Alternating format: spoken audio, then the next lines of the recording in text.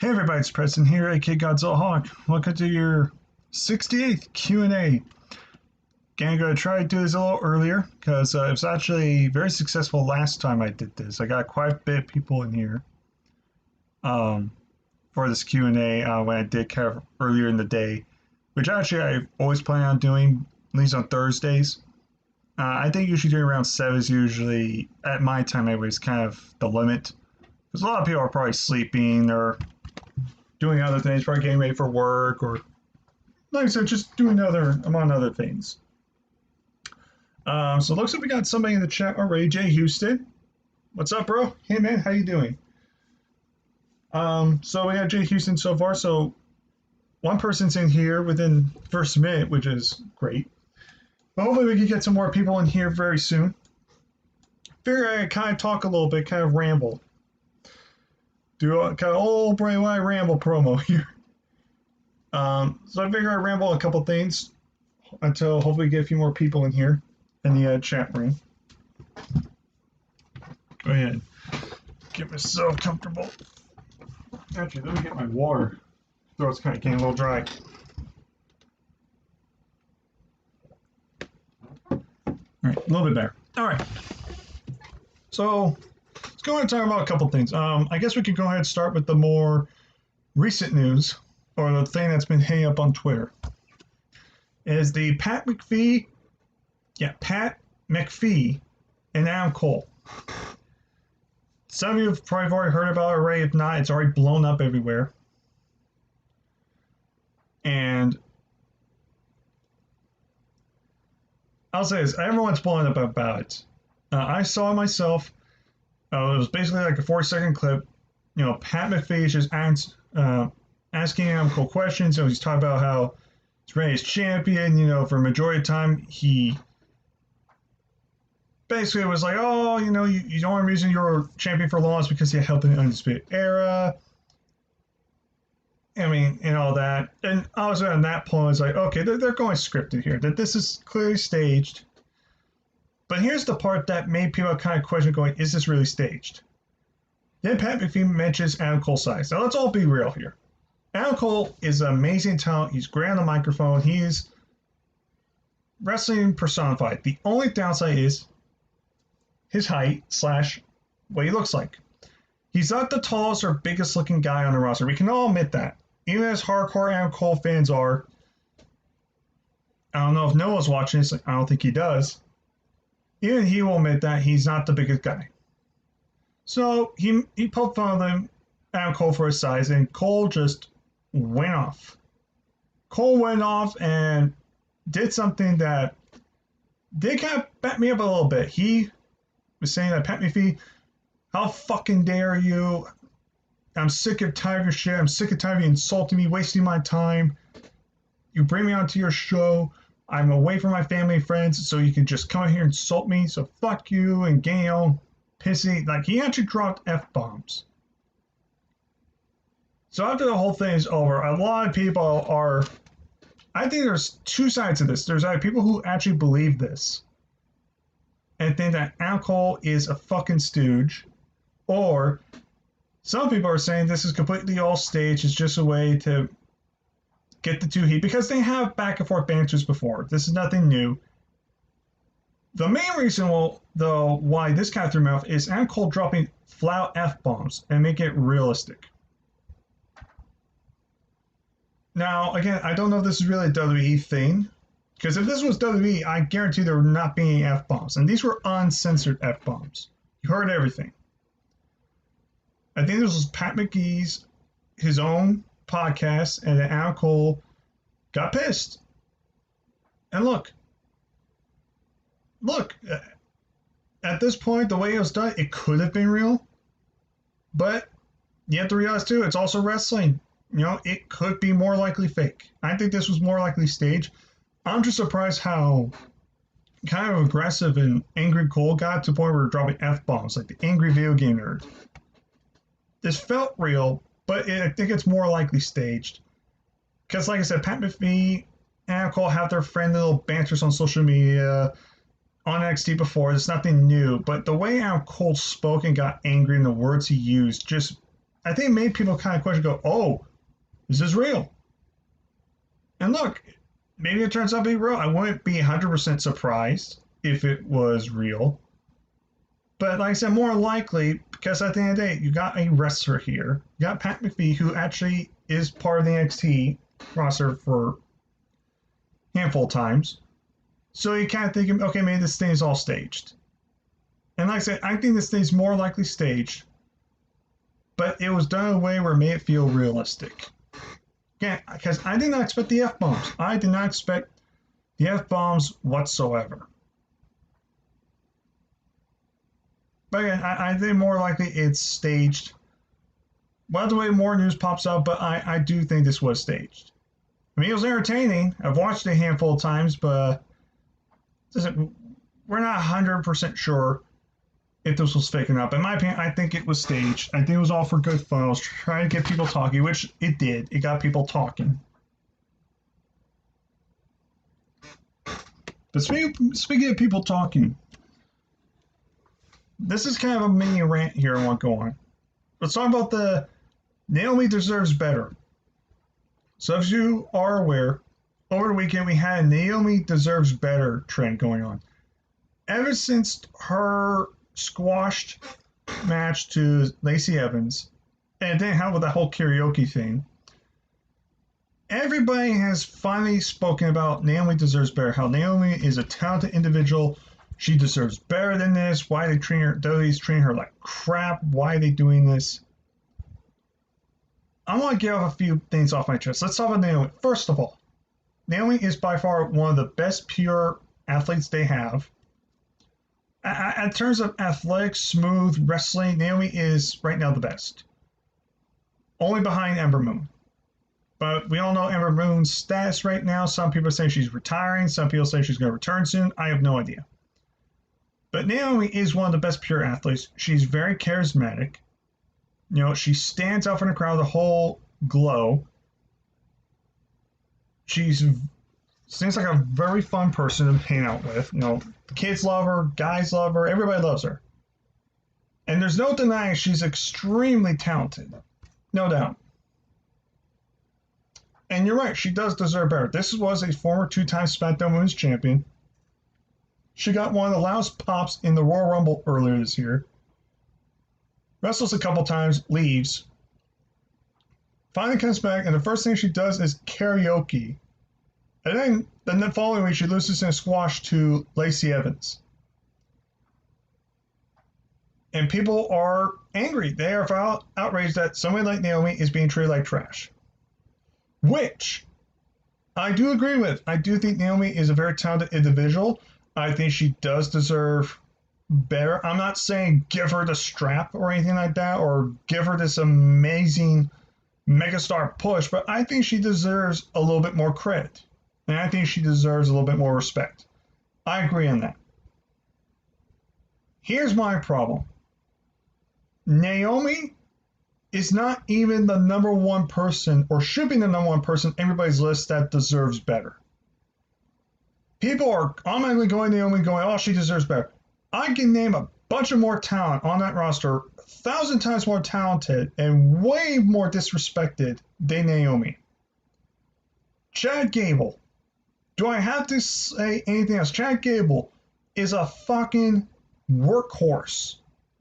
That guy is talented. And they gave him a gimmick of Shorty G, which basically he's basically dressed up as a basketball player, and his whole gimmick is he's short. Let's make short jokes about him, and we'll give him a shitty rapping type name called Shorty G. How the hell is this guy gonna get over? This guy was starting to get over back at King of the Ring when he had that great match with Baron Corbin earlier this year, and he was starting to get popular. The fans were starting to gravitate towards it, and then the minute they gave him that Shorty G gimmick, it died. His momentum died. No one cares about him anymore. Chad Gable, where's Chad Gable deserves better? Where's that at? How about Ricochet? Ricochet's been used like crap as of late. Barely on TV. He got squashed by Lesnar. He lost to Ray Moss on TV one time. And I mean, yeah, he might be doing this whole program with the whole MVP thing. So it's like, okay, they're kind of doing something with him now. But for a while, like this guy was one of the highest free agents, and this guy for a while was doing nothing. Same thing with Cedric Alexander. I remember they're almost pushing Cedric for like the United States Championship. They're doing that program at age of like, wow, they're really giving this guy something, and then they just squandered it. It's like, no, we don't want to push him. Where's Ricochet and Cedric Alexander deserves better? Where are those at? How about Ruby Riott, one of the most talented women you have on that roster? More than that is losing. Ruby Riott deserves better. Where's Liv Morgan been? She's lost a handful of matches and now she's not even on TV. Liv Morgan deserves better. Nakamura and Cesaro. And before anybody says, well, they're champions, so they're doing good. No, no, no, no. I don't want tag team champions. I want those two to be great singles stars. More so with Cesaro. Where is Cesaro deserves better? Where's Nakamura deserves better?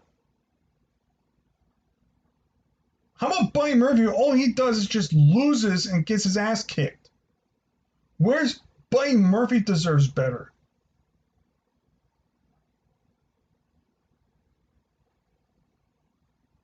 Seriously. I like Naomi, but my problem is that she's not the only person that deserves better. And she should not be the focal point of this whole deserves it movement.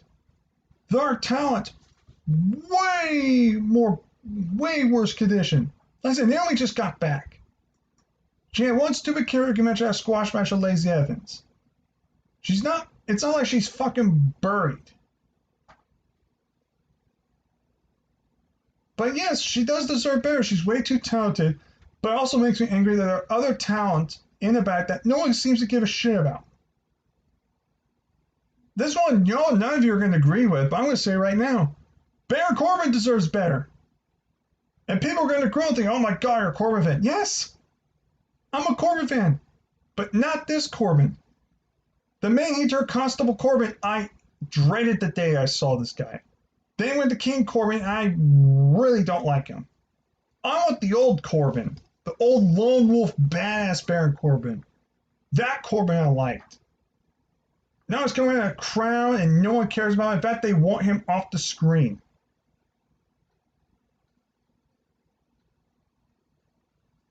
It's ridiculous. There are so much talent on that roster that deserve better. Like Killian Dane. Killian Dane's a great worker on down at NXT. What the hell's he been doing? Killian Dane deserves better. How about Tyler Breeze? Tyler Breeze deserves better. I like to see him go back to being a single star and go back to the old Tyler Breeze that everybody loved. Bottom line, Naomi is not the first, nor will she be the last person to be screwed like that. There are other talent that are in way worse shape than she is right now, like Chad Gable, and they deserve way better. But the bigger point is everyone deserves better. Everybody should deserve a lot better treatment on that roster. Like I said, unfortunately, this is not the Attitude Era. This is not the Ruthless Aggression Era, where everybody, for the most part, was a star in their own right.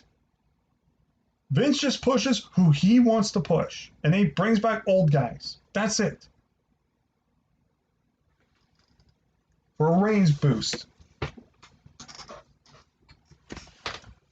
That's how I feel about the Naomi situation. I think she deserves way better, but at the same time, there are way more people than just her that deserve better. That's how I feel. So we got a few people watching.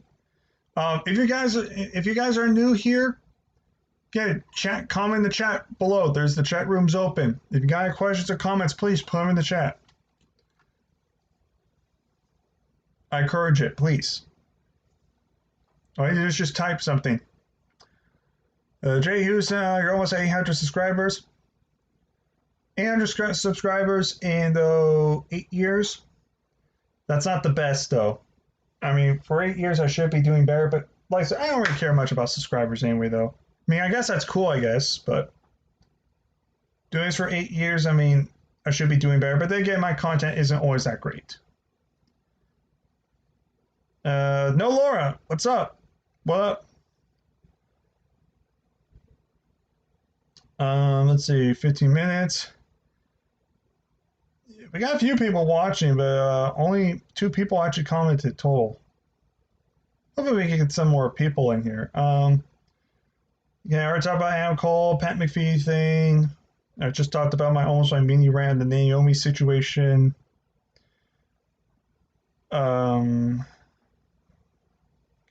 Basically, I'm just waiting for people to kind of comment. I know we have people watching, but I don't know if they just don't know how to use the chat room or what. But maybe they're just more curious to see what the questions are and stuff like that, how this video goes. I get those type of people sometimes. I get those people sometimes.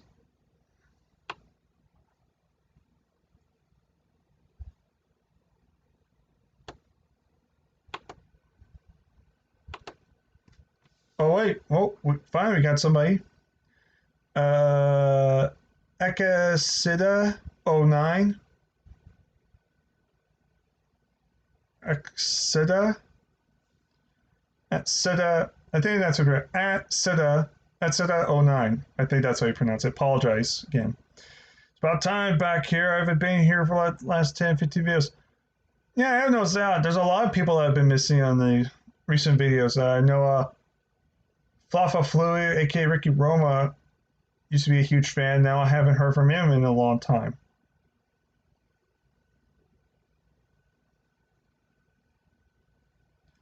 What do you think of EC3's new change? Your narrative persona. Well, film number 1. That's Scott's case. He's here. Basically, are you asking me basically how about EC3? Here's the thing. He can have all the character changes he wants. I'm going to say this right now so everybody understands. When it comes to EC3, I've always said this. He's got a great look. He's a great talker. He's got charisma, no matter what the gimmick is. My problem is his in-ring work is very boring. He does nothing for me in the ring. So this new gimmick, that doesn't mean his style's going to change, then nothing's going to change about him except his gimmick. He's still going to be the same EC3 that I first watched and I was never impressed with.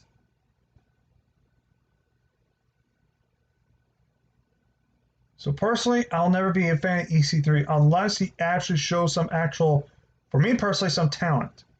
But for now, he's just not that good in the ring to me. I don't find him interesting. He's like Britt Baker to me. He's a great character, great talker, but in the ring, does nothing for me.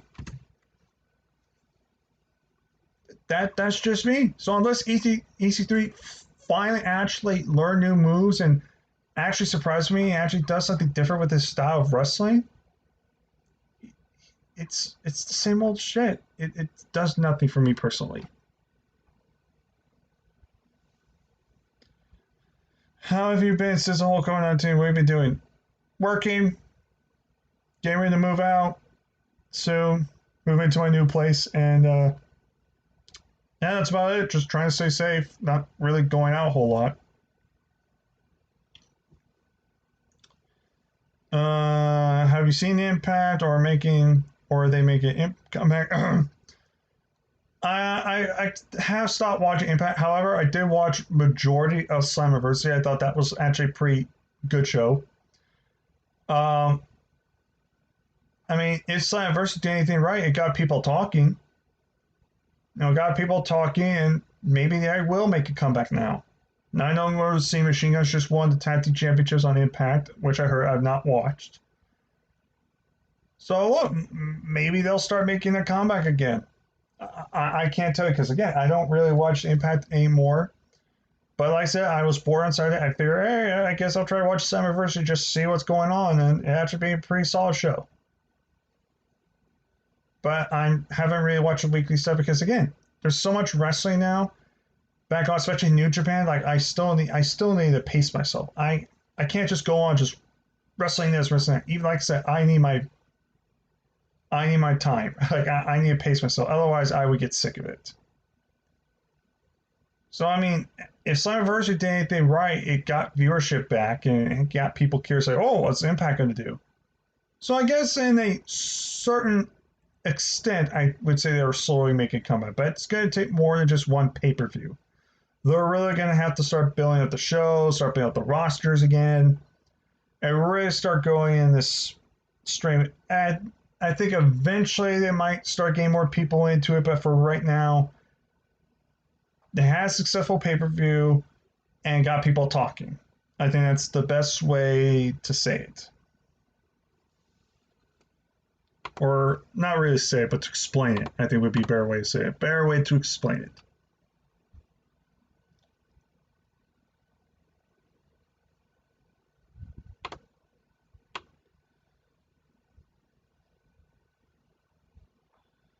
Let's see here. A new.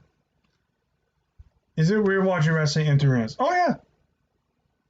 Oh yeah. It's not the same. Well, not always. Kind of empty arenas. You know, they still have those plaintive fans from stuff like that in AWW. Although New Japan is officially the first wrestling promotion to actually have fans in attendance.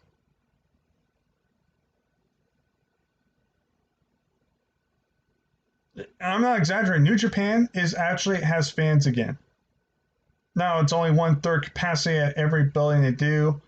They're not really allowed to scream or yell, but they clap. But there are real fans now. They got fans back.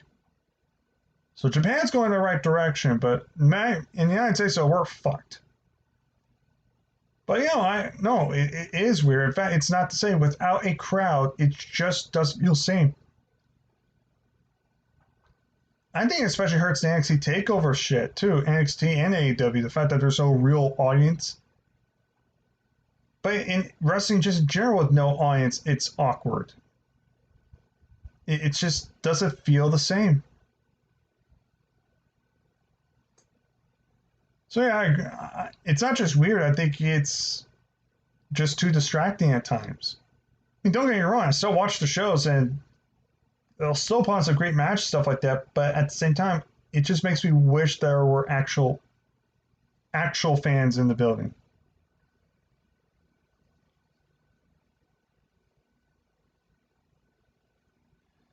No lower favorite ladder match. Fuck. Now, if you were going to ask Brandon this match, I think he would tell you Jeff Hardy and Undertaker on an episode of Raw 2002 for the WWE Championship. If you ask Brandon that would be his favorite ladder match. With me, I thought that was a very good match. I'm not going to include the TLC matches because those ones are kind of. Because you just said full blown ladder match, not tables, ladders, and chairs, full blown ladder match. That one's hard, okay? I'm not going to lie, I can't think of it. I really can't think of it. I can't. I'm sorry, I legit can't.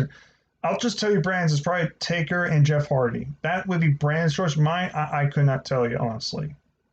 But maybe I'm wrong about Brandon's, but that's the one where he thinks of ladder matches. That's one of the first ones that comes to his mind. You really love that match.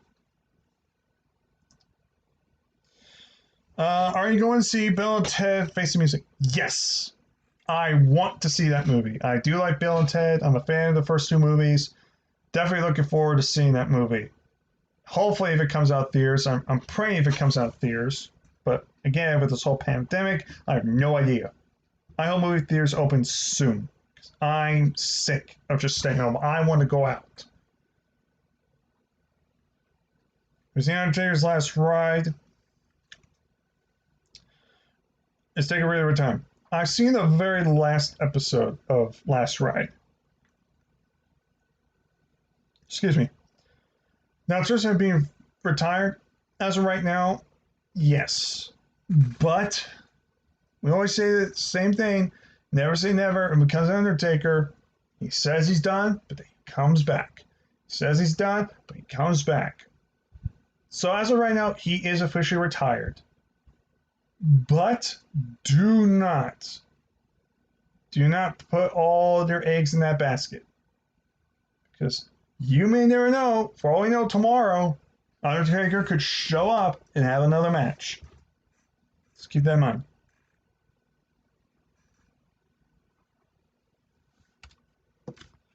Favorite might be Larry Cash. Oh, favorite might be cashing. Probably Seth Rollins. Probably Seth Rollins. I guess one of the biggest reasons why, because I was actually at that WrestleMania live when I witnessed that.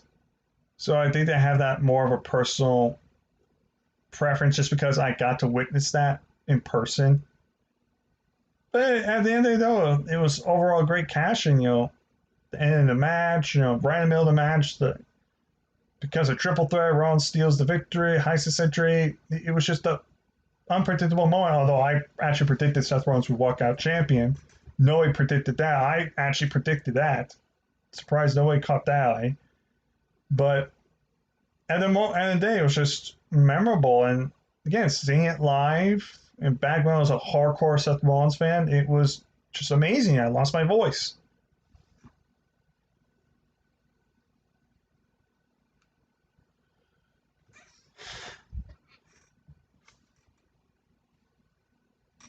Damn it, here. Okay, who do you like better, Bill and Ted or Wayne Gar? Bill and Ted. Again, I've never seen both Wayne World movies. I've seen the first one. It's a long while ago. I thought it was okay. But Bill and Ted more familiar form. Can't talk today. Fuck. Let me try this again. I am more familiar with Bill and Ted because I own the movies. I think they're more fresh in my mind. Because of Wayne's World, again, it's been a while since I've seen the first movie. I have not seen the second. So, kind of default, Bill and Ted. Any films or series you've seen on streaming? On streaming? You mean like on a streaming site, like Hulu or something? Not really. Nothing really I could think of. Although, I mean, I watched Mandalorian, but that was like months and months ago. I mean, I will be watching Cobra Kai whenever that comes out, supposedly in September. Hopefully, Glow season 4 of Glow comes on. I'll definitely watch that. As of like currently, nothing really.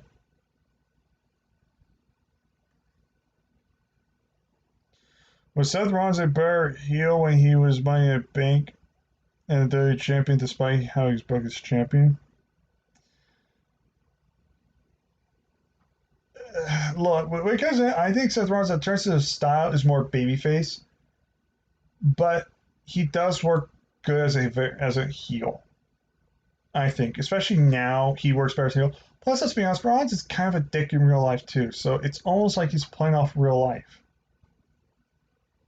Come on, guys, let's be honest. Rollins, you can love Rollins all you want, but he can be kind of a dick online and kind of a crybaby in real life. Same thing with Orton. Orton's known for having anger management issues and kind of being a prick.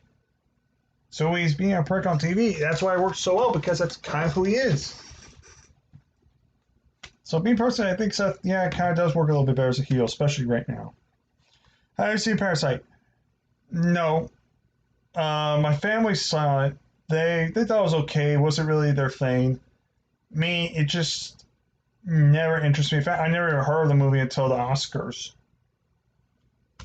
Yeah, it doesn't really do anything for me. Just I looked at the trailer, I looked at some clips, I was like, not my thing.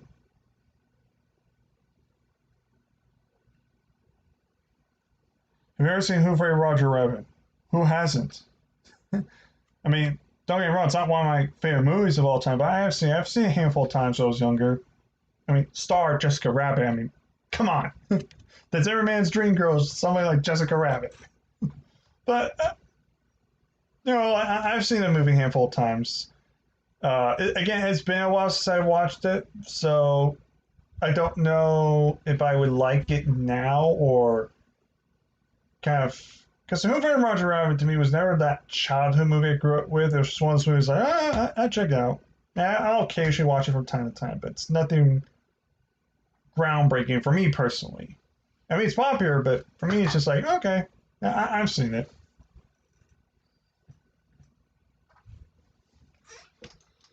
So we got quite a few people in here, so which is pretty good. So so far so good on that exchange. Give me a sec, guys.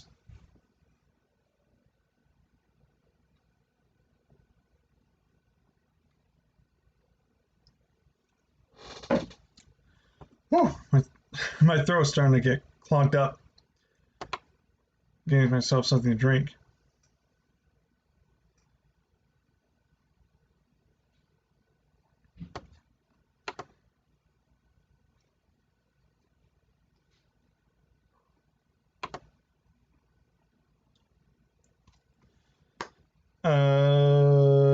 Which match, in your opinion, would you say is the greatest wrestling match ever?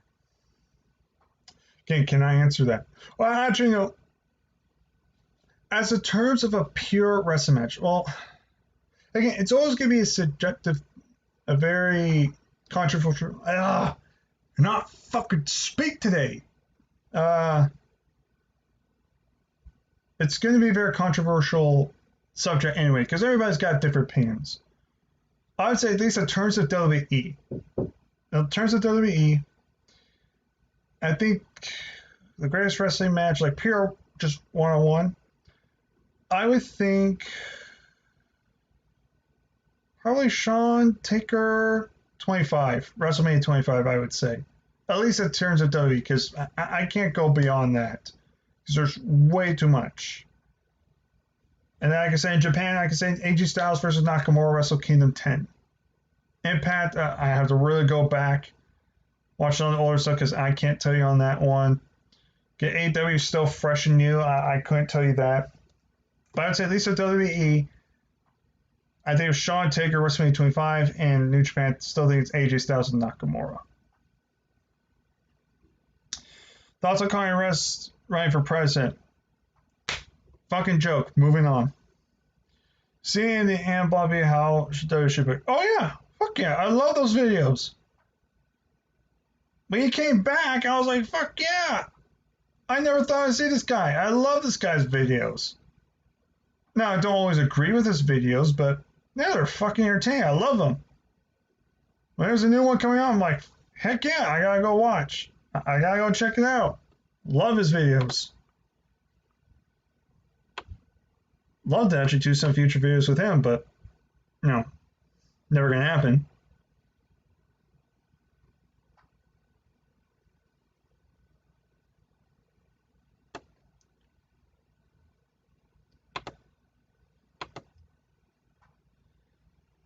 And Bombay, okay, yeah, so you've already asked that.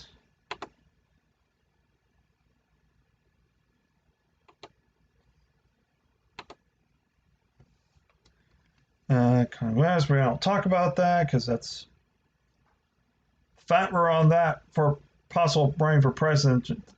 Just thinking about that makes my brain hurt. But then again, that sums up the United States of America right now. Just utter stupidity at its finest.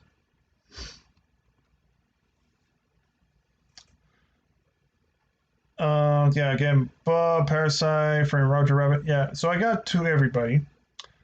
Let's see if there's anybody else I'd like to chime in. Otherwise, I could just end this video off now, which wouldn't be that big of a deal. I have Q&As that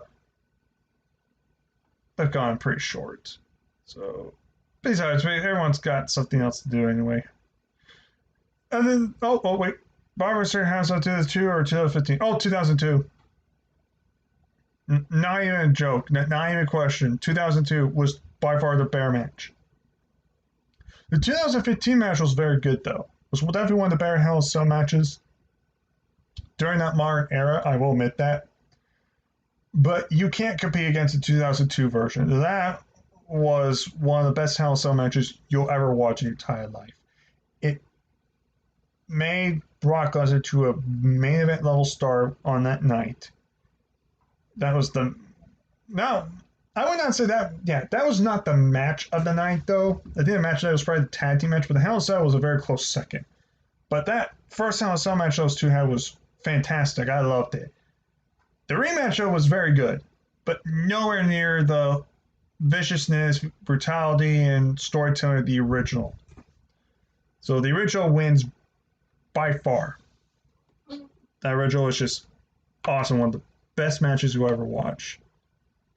Not just in Hell in a Cell, just in general, one of the best matches.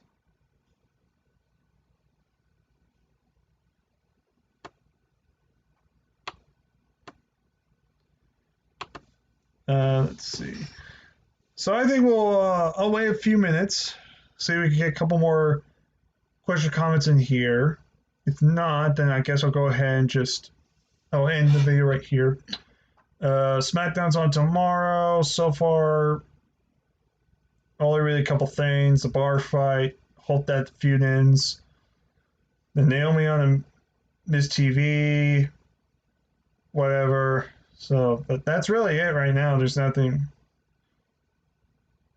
Favorite Dark Side Reign episode, any ideas? I don't have one. I don't like watching Dark Side Reign.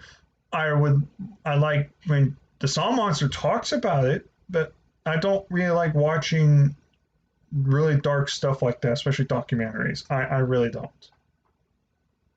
I've never watched a single one.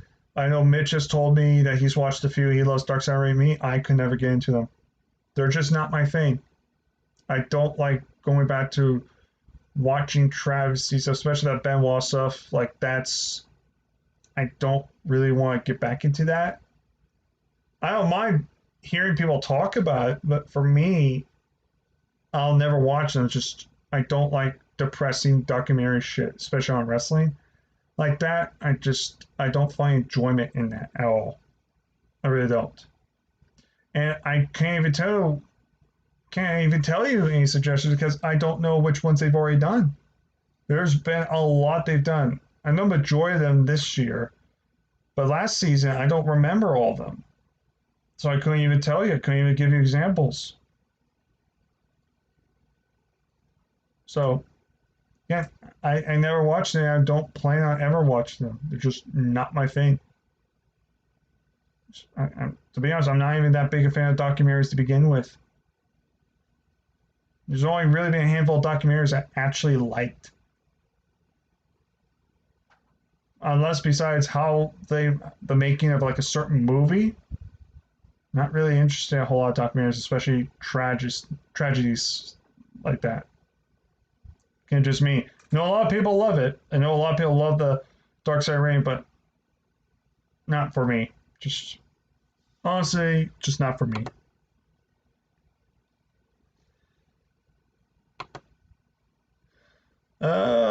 So almost 40 minutes. So I think we'll go ahead and stop there. Been almost 40 minutes. So unless I get a very quick comment or question from somebody, I think that'll be it for right now. So I guess I'll just do the close out. And if there happens to be another question, I'll stop and I'll quickly answer that. But